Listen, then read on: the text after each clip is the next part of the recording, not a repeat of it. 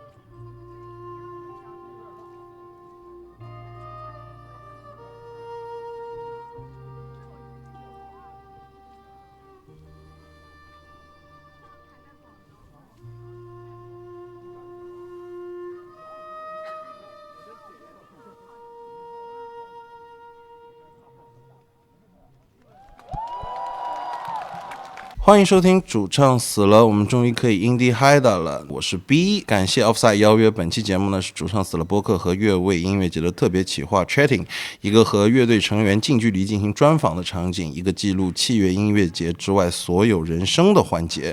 那么本期呢，我们将采访来自 yndi halda 的 James、Jack 和 Daniel 作为主唱死了的一期特别节目，同时这也将是一集全英文单集。And here are our guests, James and Daniel and Jack. Please introduce yourself. 你们好, I'm James from Untitled Chapter. Oh, great Chinese. Yeah, I'm not going to follow that. I'm Dan. I'm Dan. Yeah, and I'm Jack. Here is our same discussion. And first of all, welcome to China again. It has been 8 years since you last came to China. What was your impression with the Chinese audience of last performance? I ended the stage. By the way, any new stuff bring this time? We've always loved playing here. It's always been a real joy, a real pleasure to come to China. We played here, our first time was in 2008. Yeah. It felt like a different place then, maybe because we were so much younger. Yeah. And it was a new experience for us. But the most recent tour, 8 years ago, that was a whole week of tour, and we were really able to spend time understanding more Chinese culture and the Chinese audience better. And it's a really, really happy experience for us to be here and to come back. Yeah, just to answer any new stuff, no, there's no new stuff here. We're bringing 8 years of maturity. But yeah, I guess you can look at it. I will touch you in several questions. Okay. I think, yeah, it's kind of getting off the plane yesterday, it felt really familiar, which is really nice in a way. It feels like, even though it's been a long time since we've been here, it just feels special to be back, I guess. Yeah. Yeah, very special this time. The next question is about your name. I just told your Chinese name. Yndi halda. Actually, in English, it's old noise for enjoy internal bliss. So who came up with the name and what's the story behind it?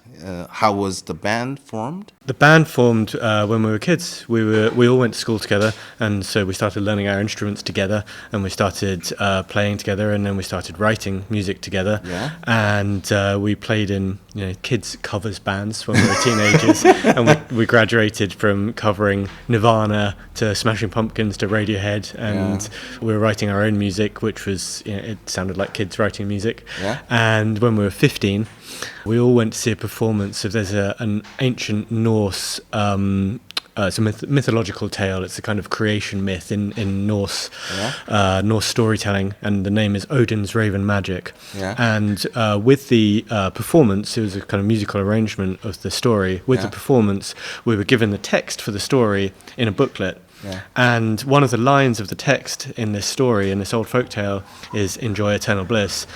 It included the original Norse, which is this word yndi, halda, which was at the time mispronounced by us as yndi, halda. Yeah. And so that's what we named the band. And actually, we didn't name the band that. We named our first song that. Yeah. And so I still have at home this cassette of the first ever song we recorded, and it's just a tape with a sticker on it that says yndi, halda.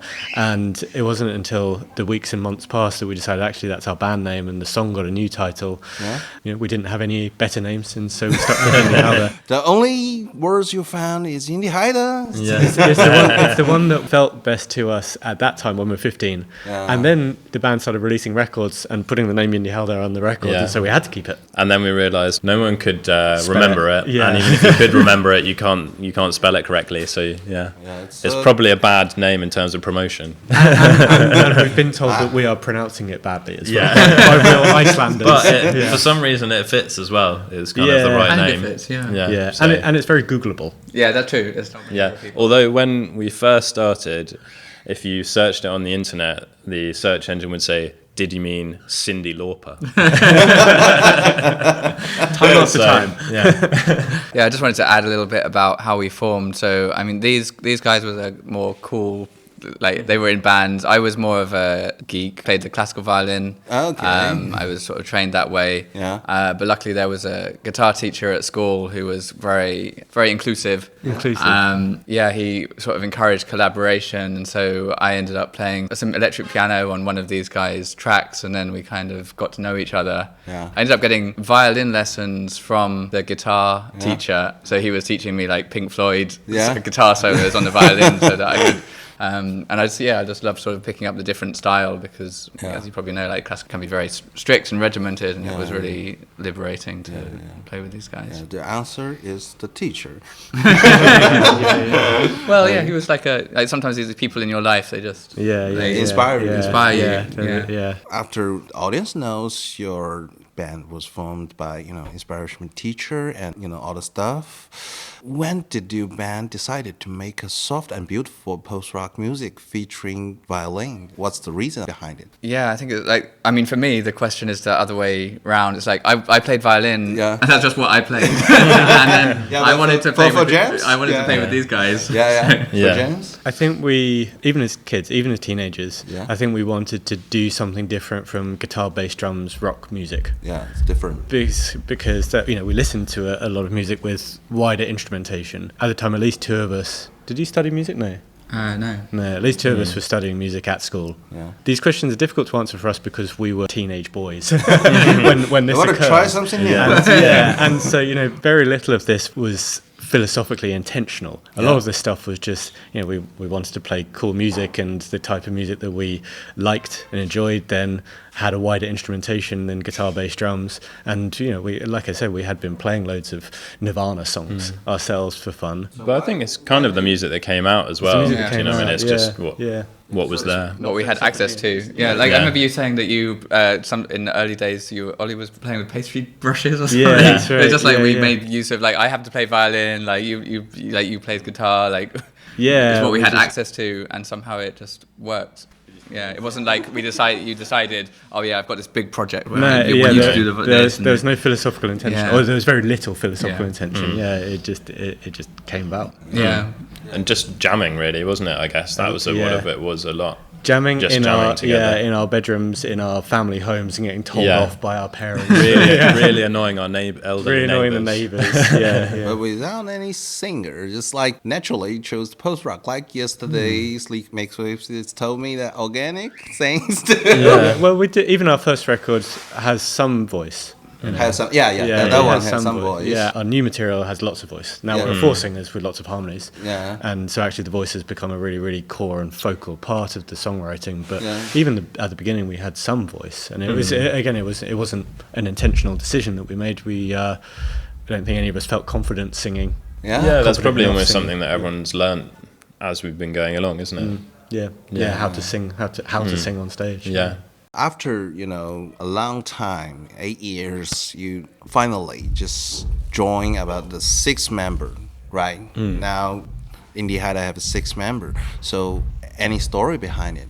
How it be developed? Only a very boring practical story. He's very talented. He's very talented. Incredibly talented musician. Please tell the story. It's really boring. He was an incredibly talented musician. He was a really close friend of ours. And the record we had just completed, which was Under Summer, our second album, had a lot more instrumentation than we were able to perform on stage with 5 members. And so we invited a 6th, and that's the end of the story. He's very versatile because he can do all of the bits. So there's singing, there's guitar, there's keyboard. So it was us doing the 5 things, and then Phil can do almost anything else. Yeah. But then I think that the interesting thing is what Phil has added since he's been in, that it's another personality, and it's another kind of musicality that has changed things and progressed things and will do more in the future. That's right. And the music we've written since Phil has joined, we released an EP which is called A Sun-Coloured Shaker, and that was the first piece of music we wrote as 6 members.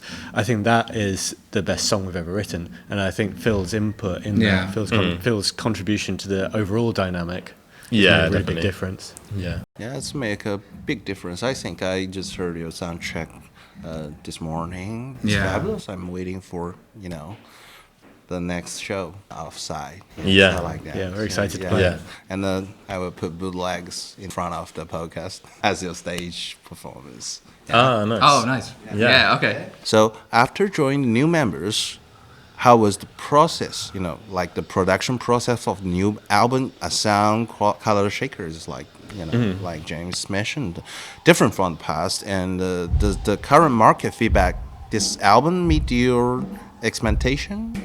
One thing that was quite interesting about the process was kind of what we described in terms of Phil joining and adding a new dynamic and a new sense of musicality and different kind of instrumentation and stronger vocal influence, I guess, as well. And that's something that Phil's has as a strength.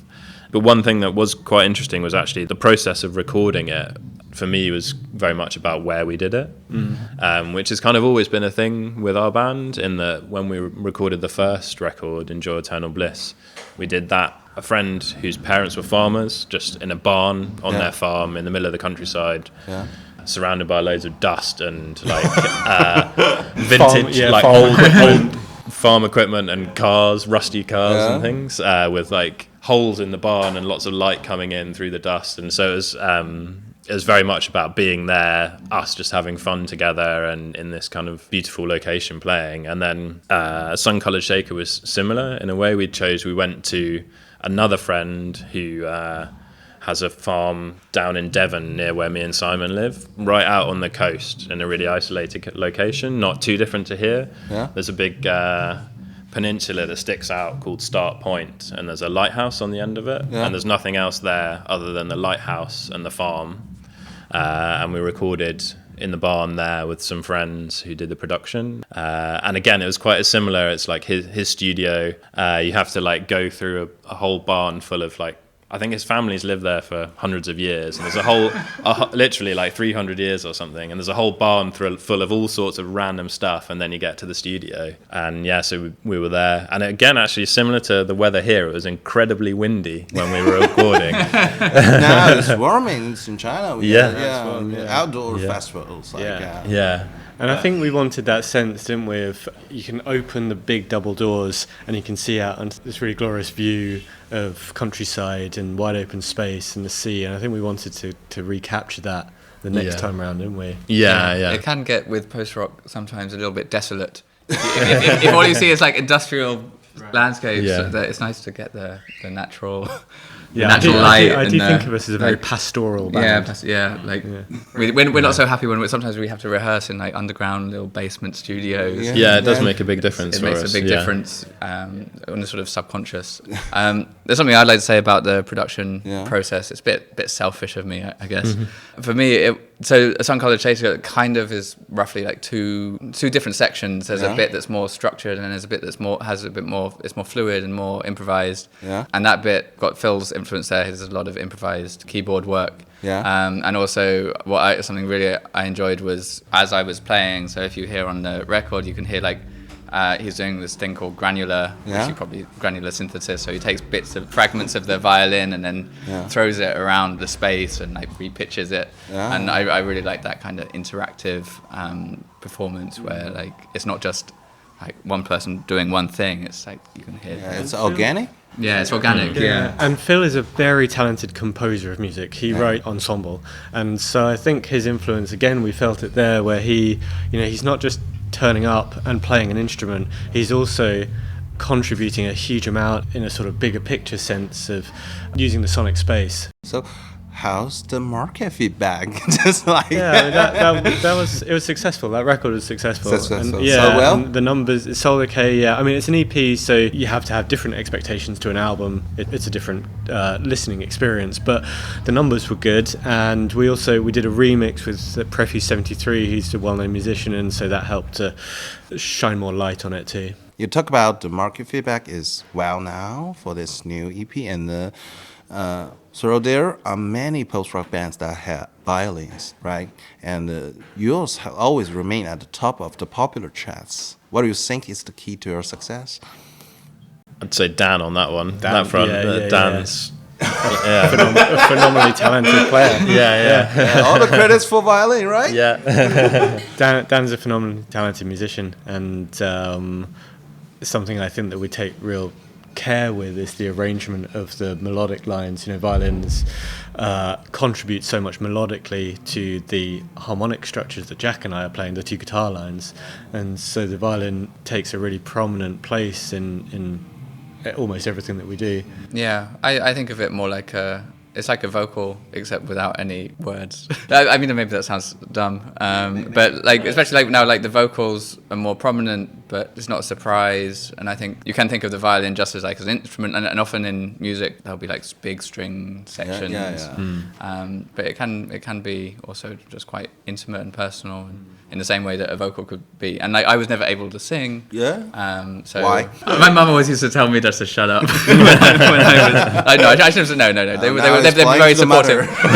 They've been very supportive since. We edit out. Okay. But I had a terrible singing voice as a child. Let's put it that way. But I could play the violin, so like all of those things that other people might express by singing, I would try and express. And it's such an expressive instrument. It's a very expressive instrument. And I think that actually that's key. Is a lot of musicians in a sort of similar sound world to us might employ a string ensemble, a string quartet, and an arranger to change what's already there. Whereas for us, it is integral in the songwriting. We write with it. It's not something that we add on at the end. It's as much a part as the guitar or the bass. For example, We Flood Empty Lakes, starts with the violin. Violin line. As a violin. And then, as an audience, I always think it's more humanity stuff. Beat, like the other bands maybe sometimes. Even in violin, some violin is not that organic. Maybe saxophone next time, I think. I've always wanted. Dan did a solo record called Incorruptible Bodies, which is a brilliant record. I don't know if you might have. You should have a listen to it anyway. There's a chance, right, to promote our other records. I will put it in the show notes. I will listen to that. But there's one track on that where Dan does a violin line. You've got, I'm not sure what you did to it, some pedals or something, but it sounds like a crazy saxophone line. I just had an image of Dan like playing a huge saxophone for that song, with maybe like a suit on with massive shoulder pads, quite like 80s Bowie, like while playing the saxophone. Maybe Indie Halda will be opposed to free jazz band. Exactly. I mean, we have some. I mean, there's a lot to like about free jazz. We have some free jazz fans in the band. But Chinese currently we have a lot of free jazz listeners too. They got they got a free jazz music festival in China. Amazing. Yeah, a lot of audience like that. Amazing. Okay, maybe next time. Wow. Come back to free jazz. Okay. I think we don't know after that. After your explains your key point to your music success, so Indie Halda's music released always being famous for its long waiting period. Right? I remember when you were touring in China last time, a friend in a fan group, which a group said that he was very touched to see you again before retirement. It's a joke, everybody knows that. It was told that it had been 5 years since you last performed together. So can you talk about what you have been busy doing this period? Life. Life. We have very busy lives. Yeah, I mean, James has I have children. And a very busy day job, and congratulations for the second one. Thank you very much. And we all play music outside the band. We all have other projects. And the band, we live really far apart from each other. We all grew up together, and that's where the band started. It's in the same small town in southeast Kent. But since then, we've all moved to different parts of the country, and so we don't really get to spend much time together, let alone music writing. I think that's the thing as well, is for us, like, the way we write is very much, we're all in the same room together, everyone brings something to it, and then we bounce it around between us. It's not the kind of writing process where you can write something, send it on, and then practice track together, it separately. So it's kind difficult. of, and I think that's the thing that's really special about the band for me, is that what happens when we're all in the room together, and the thing that each of us has brought changes and bounces off someone and ends up somewhere totally different. That is what's special about the music for me. I also quite like the fact that there's some long gaps between, because it gives us a lot of time for live. I mean, you said like what's happened in the meantime is life, but like there's a lot of living, there's a lot of personal changes and personal not necessarily always positive. Like some we've all been through things. I think that goes into the music, and I think it must be very hard for people who are maybe signed to majors, and they're on a real tight schedule. They've got to put out albums every year, whereas with our last 2 albums, and I think they've got a lot of all of that experience has gone into the music, and I like that. I put out tons of music. But he's the opposite. Yeah, I put out like 3 records a year. But I think I agree, Dan, and I think it's a neat coincidence, unintentional, but it's a neat coincidence that the release years of our records happen to fall on even number for our birth years. And so we were 20 when the first record came out, and 30 when the next one came out, and then hopefully we don't have much time left, but hopefully it will be 40. And it does feel like if we are to consider the importance of those ages in your life, 20 is a very, very different place to be to 30. And it's life. That's and it's coincidental that hope we'll keep it going until we're 80. That would be wonderful. Sure, that's something to aspire to, for sure. Many people that focus on music, a lot of work to do. That's another story. And also, after COVID, the current period of time, making musician, it's easy to make music together online. Maybe sometimes but your music need to practice on doing some things. Appreciate that. Thank you, guys. After you tell your experiments about music, and current you are on the offside to do the performance for Chinese audience. So what plans do you have for your new album in the future? Can you reveal some details?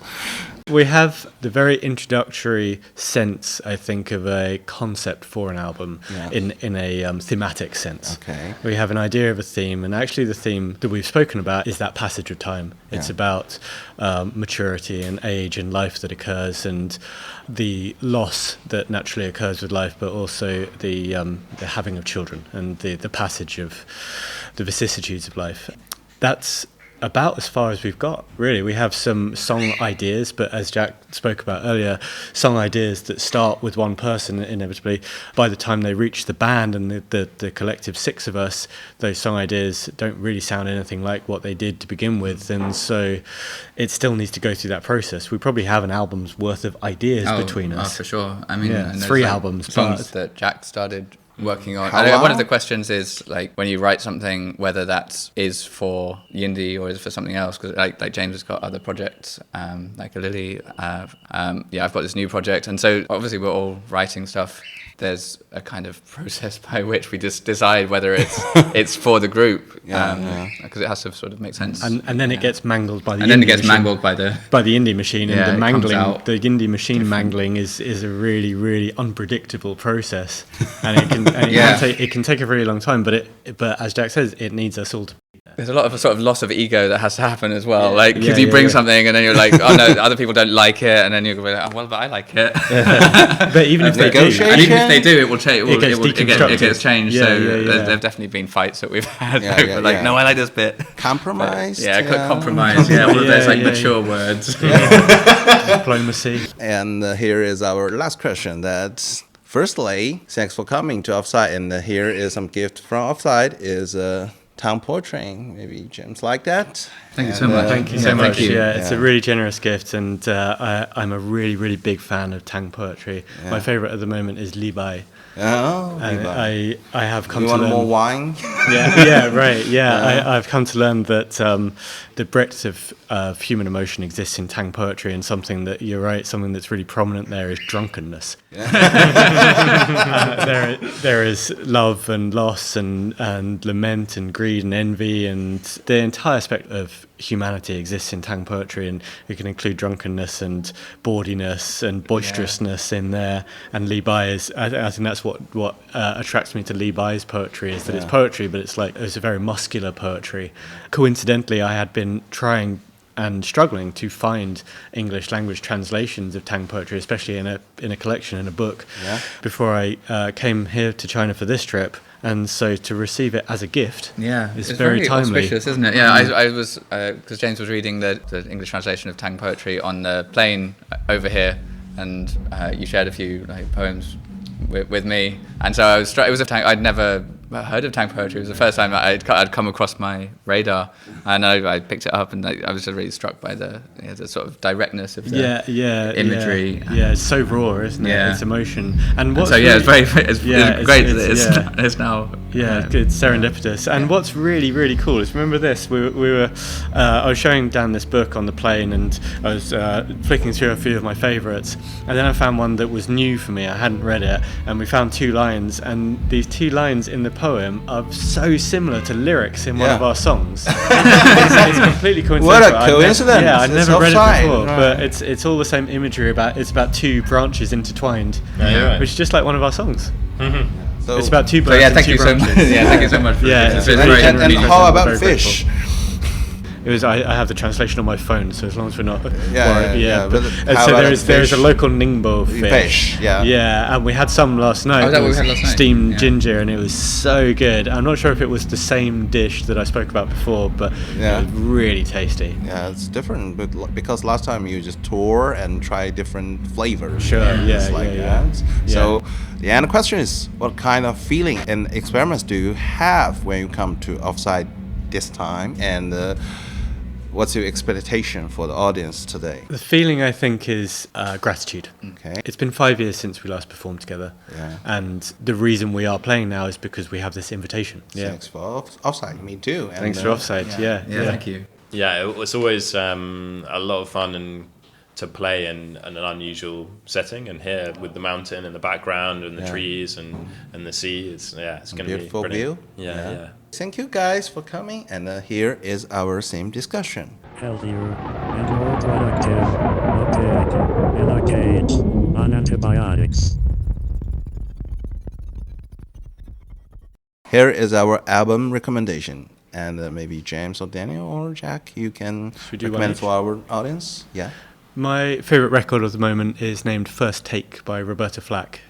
First Take. Yeah, it's a late 60s vocal jazz album, and it's really, really intimate, and you can hear every moment of the performance on the record. You can hear all of the piano keys being hit, and you can hear every creak of the drum stool, and you can hear every changing emotion in Roberta Flack's voice, and it's a really, really beautiful and really unique listening experience, and I can't listen to it enough at the moment. Okay. So for me, one of my favourite records is Home by Hanya Rani. Yeah. And every so often I'll get a record that I'll just listen to sort of every day, and that was one of those. Well, that was one of those records. It's actually a few years old now, but in 2021 I was listening to it literally every night from beginning to end, and it's just beautiful, like piano led a bit, and she's got this amazing voice. Okay. Maybe Jack? Probably Lisa O'Neill's last record, the Irish folk musician. Oh, Lisa O'Neill. Lisa O'Neill, yeah. I don't know if it's something people would know out here, but one track in particular off that called Old Note is a really beautiful, kind of quite ambient folk track, I guess. She's got quite an unusual, like, powerful voice with quite a lot of tone in it. Like, again, really good storytelling and quite a lot of meaning in her songs. I saw me and Simon, the bassist, live in a small town in Devon called Totnes. And she came and played in the church there. I think it was last year or the year before, and that was just great performance and something I've really enjoyed since. Yeah, thanks for sharing for our audience.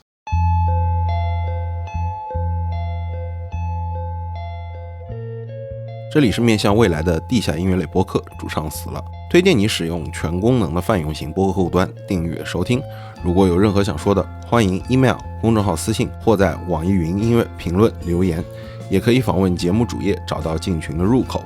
如果你喜欢内容想支持一下，也可以转发同好的朋友或者打赏。以上所有的链接都可以在主页主唱死了.xyz 主唱死了的中文全拼中找到。